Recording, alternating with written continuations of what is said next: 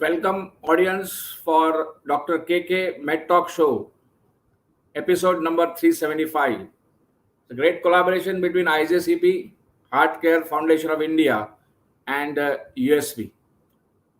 We have gone through a good series on doxycycline. We have discussed about antibacterial action of doxycycline, anti-inflammatory action. We have seen the doxycycline role in malaria, dengue fever, as well as febrile illness. And today, one more step we are going to discuss is the role of doxycycline in acne and inflammatory disease, especially which are related to the skin. And for this particular bed talk, we have got Dr. Devendra Jain, a consultant dermatologist from Mumbai, working in Vasai and Virar area. He has done his graduation as well as post-graduation at one of the most important reputed institute internationally also, that is GS Medical College and KM Hospital. He's a very patient-friendly doctor. If you look at his ratings on the digital platform, patients are liking his all procedures. He's set up his specialized clinic in not only clinical dermatology, but also in special interest in aesthetics as well as lasers. And he is a vivid traveler. He has got a great hobby of trekking across the globe, and also has got a rich knowledge in philosophy. So welcome, Dr. Devendra Jain. Thank you. Yeah. Thank you. Namaste. Namaste. So we'll start discussing about acne. I think one of the very important disorder, which is not only physically debilitating, also I think it is emotionally debilitating. Now, in your practice, sir, what are the different acne lesions you come across? See, basically, acne is an inflammatory process of pilosebaceous unit, and different type of lesions are like whiteheads and blackheads, which are also known as comedones, closed comedones, and these are known as whiteheads, and open comedones are known as blackheads. Then you have papules and pustules, which are also known as inflammatory lesions. So, and then you have nodules and cysts, and sometimes even these cysts, they join together and they form large sinuses. So accordingly, you can even classify the acne as mild acne, moderate acne, and severe form of acne. Mild acne is where you have more of comedones, that is whiteheads and blackheads. Then few lesions may be papulars or maybe pustule lesions. When you have moderate acne, then you have more of inflammatory lesions along with comedones. That is moderate acne. And severe acne, obviously, you have cysts and nodules, and along with that, tendency of scarring. So these are the type of lesions we see in acne. Yeah, I think each and every patient, these lesions vary from time to time. Yes. And you may be coming across mild, moderate, severe acne in the same patient at variety of time. Now, one of the reasons for that is like risk factors, right? One, obviously, the acne is a feature of coming into puberty at the age of 14, 15, 16, no doubt, for everybody. But what are the specific risk factors where the people have to be careful? What are the risk factors which predispose to acne? See, mostly it is because of the androgens. So when you are from childhood coming to teenage, the androgens, they start secreted in your body, and that leads to changes in the pilosebaceous unit, and secretion activates the pilosebaceous unit, and then there is a increase in sebum production. Then there is a hyperproliferation of the keratinocytes into the follicular unit. So that causes the plugging of the pilosebaceous duct, and that leads to formation of microcomedones, which are non-visible to your naked eyes. And these microcomedones are formed 2-3 weeks prior to the comedones which are seen on the skin surface.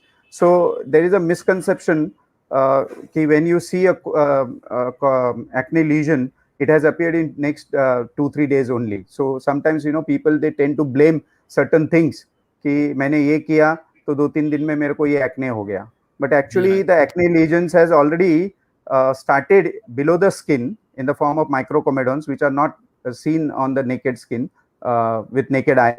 So that is 2-3 weeks prior. And then the another risk factor is, so that is physiological, it's not a risk factor, but hereditary plays a role.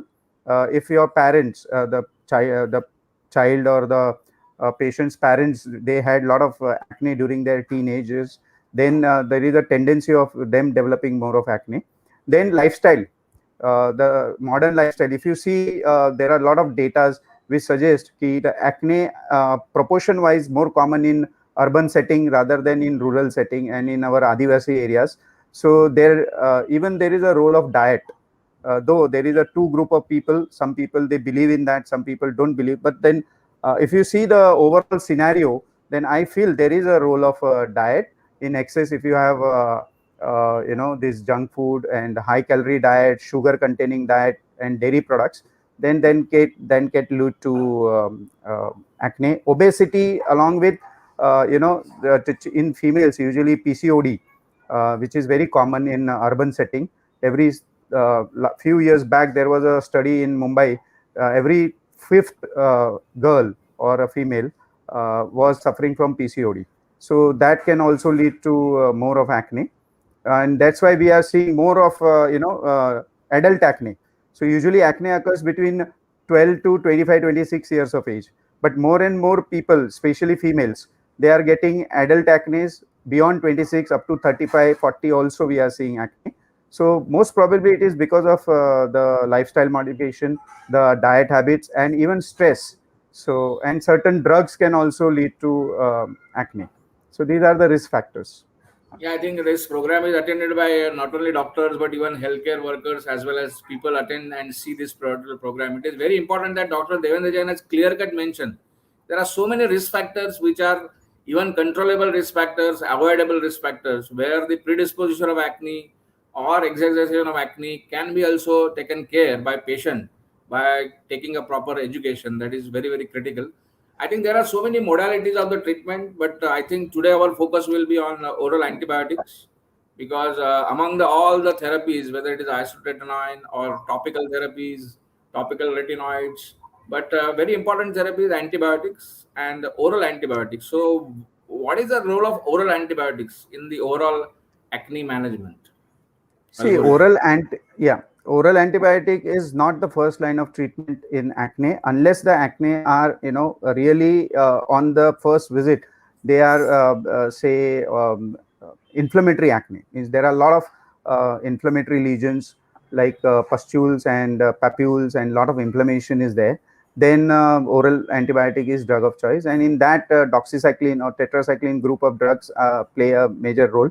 And here the role is not only antibacterial, here the role is also anti-inflammatory, because we give this therapy for a long time. So antibacterials usually you don't give for 8 to 12 weeks, but in acne, when you are giving doxycycline, you have to give it for at least 8 to 12 weeks. Okay, so that is the first thing. And another thing is, sometimes if the patient is having a history of acne, their parents is having severe acne and history of scarring, if you see them when they accompany the patient, then you don't want to basically you want to avoid scarring happening. So inflammation leads to more scar and pigmentation, that is the sequelae of the acne. So you want to control it them fast. So here the patient may have little mild acne, but then you want to treat it aggressively because you want to avoid the scar, since there is a genetic tendency. So there is a role of antibiotics, and especially doxycycline and tetracycline group play a major role. Yeah, I think a very important point you have made is about inflammation, because as you are also discussing that the comedown papule is seen outside, but the process of inflammation is going on for weeks below the skin. Right, so it is Yes. yeah. So that is very, very important. So I think acne as an inflammatory disease. What is your opinion? Is it a whole inflammatory disease? Yeah, acne has actually four pathophysiological factors. Okay, so one is obviously this thing, uh, the pilosebaceous unit. In that there is a hyperkeratinization, and because of that there is a proliferation of keratin, turnover gets increased, and there is a follicular plugging. So that is one. Second is the sebum secretion increases under the influence of the androgens. Okay, so seborrhea is there. Third is colonization with the bacteria. So especially here there is Propionibacterium acnes, which is P. acnes, also known as nowadays Cornybacterium acnes, C. acnes. So that has a role, which is actually a commensal, but then because of that environment which is created over there because of the this plugging of the follicular unit and the accumulation of the sebum. So they proliferate more, and that leads to a lot of inflammation. That triggers the cascade of inflammation, and a lot of cytokines and these inflammatory factors are released over there, and that causes a lot of inflammation. So when there is a pustule which is painful, or when there is a papule which is painful, and there is a redness around that, obviously then there is nodule and all those things, these are severe, then it's a sign of inflammation. So we have to control the inflammation at its earliest, because the damage is caused by inflammation itself on the skin. Because treating the acne has two dimensions. Why we treat acne? One is it has a cosmetic implication, which is an immediate goal, because patient doesn't like, he gets psychologically disturbed, socially disturbed, his attention gets diverted, and a lot of other impact is there. Okay, but the consequences of the acne, which leads to the permanent damage like hyperpigmentation and scarring, which we want to prevent. So for that, you have to control the inflammation as early as possible, and for that, anti-inflammatory like doxycycline has a role. I think Dr. Devendra Jain has very nicely talked about the inflammation, which is a underlying acne process, and which is not only leading to the lesions but also in the scarring, which is where he talked about that the scar formation is it is very essential that you have to control the inflammatory process. And doxycycline, I think it is well known for a good anti-inflammatory effect. And as an anti-inflammatory drug, it is used for febrile illnesses other than the acne also, because of pure anti-inflammatory benefit. Now you are elaborated on the duration. Again, you can tell it that for the all audience that what is the difference between antibiotic shorter duration and in this process of acne, a long duration of antibiotics like doxycycline. Yeah. See, actually, when you give antibiotics, we have seen you give not more than 2 to 3 weeks, even in severe infections. Ideally, you give for 5 to 7 days in mild to moderate infection, but in severe infection, you go about 2 weeks to 3 weeks. But in case of acne, when you are giving tetracycline group of drugs, you have to give it for at least 8 to 6 weeks, because the effect only starts at around 6 weeks onwards. So you don't see very immediate results, and you give here lower dose, which is known as the antibiotic antibacterial dose, say come dose we give usually in doxycycline also. So that also has a result and effect because of the anti inflammatory properties, not only antibacterial properties here. And I think you may be using doxycycline in many different patients. So are you using that with other drugs combinations and other oral drugs or topical drugs, and it works as a combination also very nicely? In acne, yes, I use with topical combinations usually, not much of oral combinations, because in acne, if you see the other oral drugs which is recommended in severe form of acne is isotretinoin, and usually we don't combine both together in the same patient at the same time. Later on, we may switch over to isotretinoin once the inflammation is under control and the patient needs it, because both of them is supposed to lead to headache, which is this thing, and that is a side effect. Okay, and second thing is in combination topically, usually we use it with retinoids. Okay, so that is adapalene and tretinoin, and benzoyl peroxide also sometimes we use along with that. So these are the two topical drugs. I don't use topical antibacterial along with oral antibacterial, okay, because there is no rationale for that. And even if we use topical antibiotic in acne, then it has to be combined with either adapalene or benzoyl peroxide.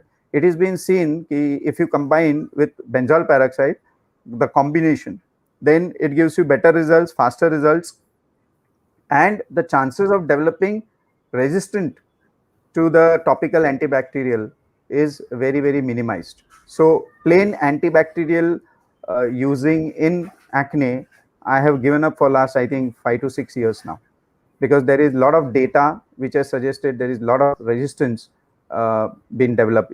Some places it has been shown 90 to 95% resistance to topical antibacterial, which is uh, clindamycin, especially because it is in use for many years now, decades, I think.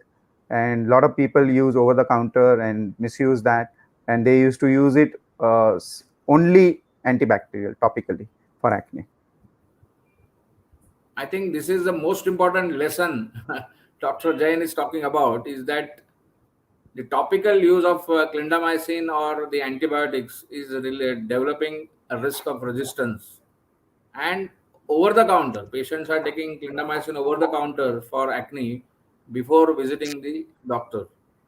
So in your practice, since you might be getting referred patients, they are already taking their own treatment. Some family physicians or consulting physicians have treated at some level, and then they are coming to you. So what kind of resistance pattern you are seeing, especially this topical? You already stopped the drug, but still. See, usually I never use plain antibiotic, topical antibiotic, since many years I have stopped it.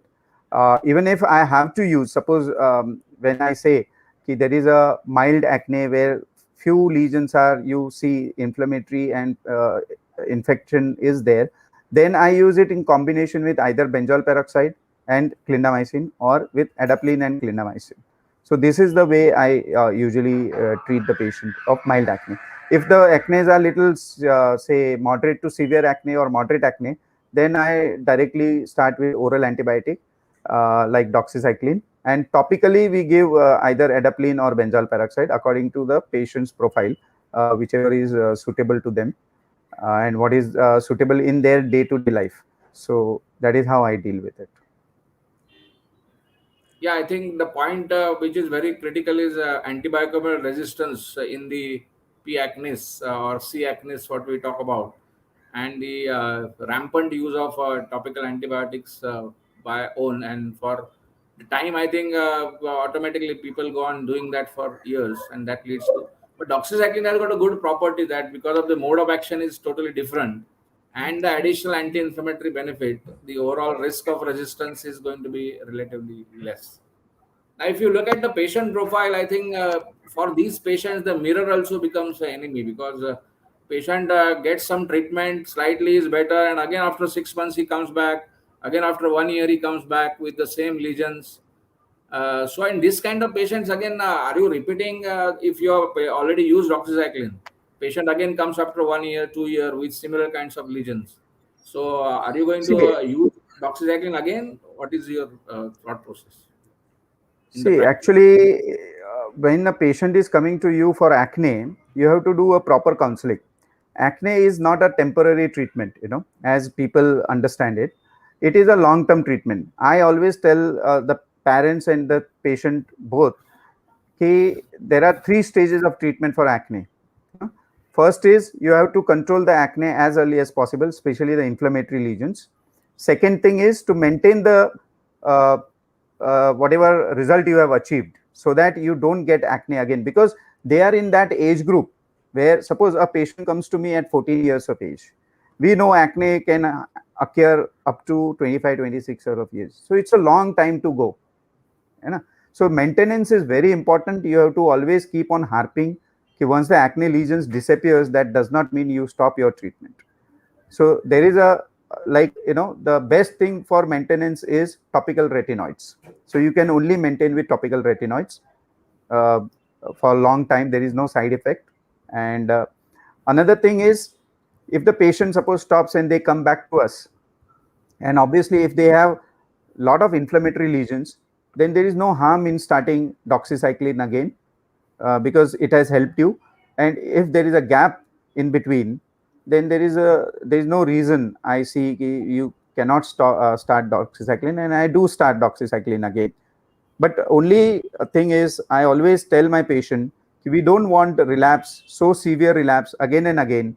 So what is important is to be in touch with your doctor, follow the instruction for a long time, and continue the maintenance treatment. And at the first sight of flare, you should consult your doctor, so that it can be managed as early as possible. तो acne के साथ लड़ना एक बहुत बड़ी जंग है और यही Yeah, डॉक्टर जैन बता रहे हैं कि ये 15 या 16 साल के स्टार्ट होगा, बट 10-15 साल तक केयर लेना है. So I think this is a very valid point, is that even if the acne lesions disappear, and the patient, or I think young person, young adult, should not be become redundant and stop treatment. He should always follow the instructions of the doctors. It is very critical. And the other point which doctor has highlighted is that again the flare up happens, unfortunately, might be because of risk factor, hereditary, anything, or so doctor is going to give the same kind of a treatment which he has given in the first shot, so that the patient. So doxycycline also can be given after 1 year if there is some recurrence, or there is flare up of lesions, especially in mild or moderate cases, as it is critically mentioned by doctor. So I think acne care is a good patient perspective. It is very critical, as well as the doctor perspective. And doxycycline is going to be a very, very good friend in the management of acne. There is another element, acne. I think there is a small component called acne rosacea. Relatively, if you see incidence wise, it is much less than acne vulgaris. But is there any role of doxycycline in this acne rosacea? Yes, yes, sure. Acne rosacea actually is little different from acne. It usually involves the central face mostly, and there is erythema, lot of redness is there. Second is there is telangiectasias, the superficial vessels start visible. Then there is a history of flushing. Sometimes, patient says they feel warm and red, and that is transient. It appears and it disappears. And there are always some trigger factors, and that varies from person to person. So you have to tell the patient you should find out what are the trigger factors for you when your acne rosacea flares. And acne rosacea is not limited to teenagers or up to 25 or 26 years of age. It can last even in adult and mid adult life, up to 45 50 we have seen. And if it is becoming chronic and long standing, then it has its own permanent damage on the skin. So doxycycline, obviously, when there is, it has an anti-inflammatory role here also, because there is a lot of inflammation, redness. So doxycycline is one of the drugs. If there is a mild rosacea, we usually deal with topicals like metronidazole, then very mild cleansers, then sun protection, because UV rays and sunlight is one of the factor which triggers rosacea. Another factor is stress. Then sometimes some diet habits like excessive coffee, chocolates, aerated drinks, and all those things can also flare acne rosacea. So you have to counsel the patient and accordingly find out. Another thing is mild cleanser is very important. Sun protection is very important. You can give them physical sunscreens when they are going out if the patient has a job where he has to be outdoor for a longer time. And Yeah, I obviously, think this, oral doxycycline has a role. yeah, Yes. so I think oral doxycycline also has got a role in acne rosacea, as Dr. Jain is clear cut mentioning. Slightly different than acne vulgaris lesions, but it is also a form of acne which we see in the practice. Now we have seen that the use of doxycycline for so many decades. One of the reason is that it's a very beautiful pharmacological molecule. Oral dosing is there. Tolerability wise, also relatively very good. The chance of GI tolerance with the other drug category of drugs like amoxicillin, penicillin group is very problematic in today's scenario also. But I think doxycycline has got a well tolerability, and it is lipophilic, because that benefit in acne is also it Yes. has got a lipophilic nature beautifully. So acting on the inflamed as well as non-inflamed lesion. But we have seen all different kinds of infection treated with doxycycline. Respiratory tract infections are treated very nicely. But there was one element is like sexual transmitted diseases. I think there is a when you maybe there in the KEM there was a separate clinic on sexual transmitted diseases at that particular period of time. So, what is the role in now current practice in venerology also, that the doxycycline usage in certain cases? Frankly speaking, actually, if you see sexually transmitted disease nowadays, what we see, most of them are viral diseases now. Okay, we Yeah. don't see syphilis, gonorrhea, or chlamydial infection that often what we used to see when we were student. Okay, maybe I don't know the reason. Maybe it is rampant use of antibiotics in the society, or people. Uh, I mean, or at the family physician levels only they treat them. I don't know. But then most of the lesions which most of the conditions which we see in sexually transmitted disease nowadays is viral. So there is no role of doxycycline in viral infections. So what we see is herpes, then we see this thing, condyloma acuminata, which is again a viral wart affecting the genitals. Now, recently I saw very after long time a case of secondary syphilis Okay. in a lady.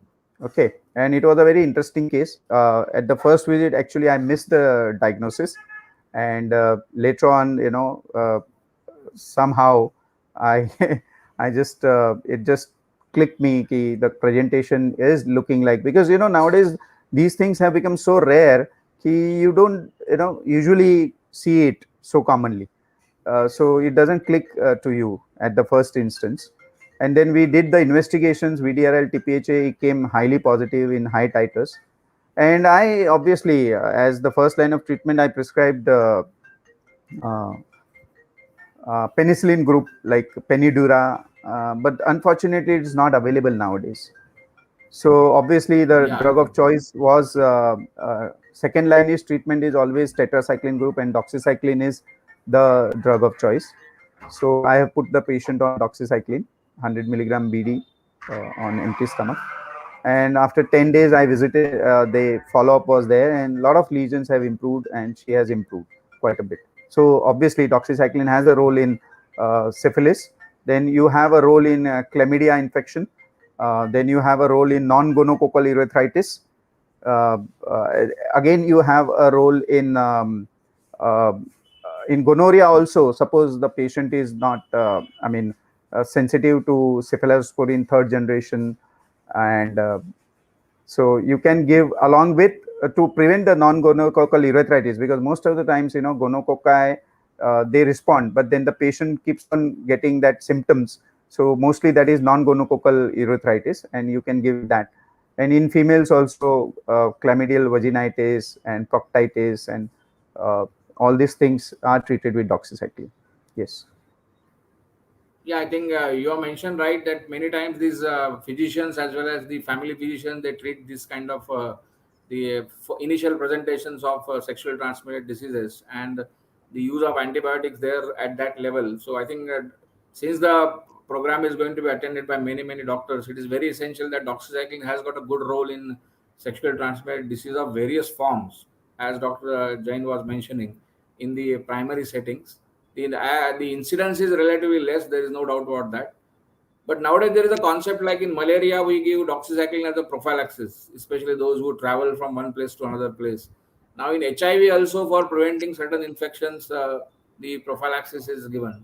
So is there any scope of prophylaxis in STDs or any other diseases in the dermatology practice with No, I have doxycycline? not. No. I have not practiced any prophylaxis with doxycycline in preventing STDs in my practice at least. So I'm not aware of it. Yeah. So I think right. So it's basically the malaria is one of the important area where the doxycycline is used as for prevention purpose. And here the major role in acne as well as sexually transmitted diseases or acne rosacea, it is the whole treatment part. So overall the discussion is going on very well, sir. For acne patients, any message you want to give as a dermatologist? It is very important that it's very distressing because the stress leads to acne, acne leads to stress, and there's a vicious cycle going on. And See, the patient is not it's there are more than, I think, physical. It's a lot of emotional and quality of life is affected, marriage issues, then peer to peer interactions is affected, so all those factors. So any special message you want to give for acne patients? Yeah. See, basically, acne is earlier it used to be known as only cosmetic issue, but now a lot of studies have revealed this. Ki it has a lot of psychosocial impact, and the quality of life get affected. And people who are suffering from diabetes or heart diseases, so the emotional impact of acne on the person who is suffering is equivalent to people who are suffering with diabetes and heart condition. But many a times what happens, the parents and the generation before the patient who is affected now, they take it very lightly, and they try to say we हम लोग को भी teenage में हुआ था, ये तो जवानी की निशानी है, डोंट वरी, जब एक टाइम आएगा आप उस उम्र के हो जाओगे तो आपके एक्ने ठीक हो जाएंगे. But nowadays the generation is different. They see everything in different perspective. A lot of the potential job perception, job opportunities are depending on your personality, on your looks. There is service sector which is growing and people want to join that service sector, so they want to obviously look good, so that their personality is like that and they are confident. So the my message is, don't ignore acne. One. Second, don't self treat. That is another thing. No home remedies should be done. Okay, with the help of your friends, relatives, and your parents or नाना नानी दादा दादी का नुस्खा अपने चेहरे पे ना अपनाएं, because उससे ज़्यादा harm होने की संभावना है. And you waste that precious time. So always consult your dermatologist, whoever is nearby you, and get acne treated professionally according under his guidance, his or her guidance. That is very important. And continue the treatment as they advise. I already told acne has 3 phases of treatment, 3 steps of treatment. First is to contain acne as early as possible. Second, to maintain that containment. And third is to treat the sequelae of acne. So these 3 steps are very important. You have to keep patience. Acne treatment takes time. It takes few months. It is not, and sometimes the maintenance treatment can last for years, so that you prevent flares again. Okay, so it is not a treatment for a few weeks or few days or like that. So that's all. And you have a good lifestyle. No vices like smoking, alcohol, healthy food, stressless life. Avoid stress, do some meditation, have healthy food, some exercises. So this is all important. I tell my patient according to, about the food. Like a lot of time the parents, they ask us what food. Then I tell them, what जो आपके दादा दादी खाते थे, start eating that. That is Yep. important. So if you want to take your advice from Dada Dadi, then take about food. So they never used to have pizza and burgers and all those things. So have homemade food, healthy food, a lot of greens. 40% of your food should be raw. So fruits and salads and vegetables should be part of your day-to-day diet. So acne vulgaris हर कदम एक नई जंग है और आपके साथ है doxy. I think it's a good talk about doxycycline having antimicrobial role, anti-inflammatory role, being a lipophilic. The studies have shown that it reduces the inflamed as well as non-inflamed lesions. It induces less resistance, which is very very important for managing acne, and it doesn't affect the normal skin flora. And pharmacologically very beautiful molecule, and we are using for so many decades. So I think this is a very nice talk. I think I really patients as well as the doctors have got a lot of practical tips. So I really thank Dr. Devendra Jain for this particular doxy talk. Thank you. All the audience, I think this is a very scientific dissemination show. Dr. KK Med Talk. This episode was 375. The partners are IJCP, Heart Care Foundation of India, and USV. So attend these shows, Dr. KK Agrawal's, learn and practice. Thank you. Thank you. Namaste. Take care and be safe.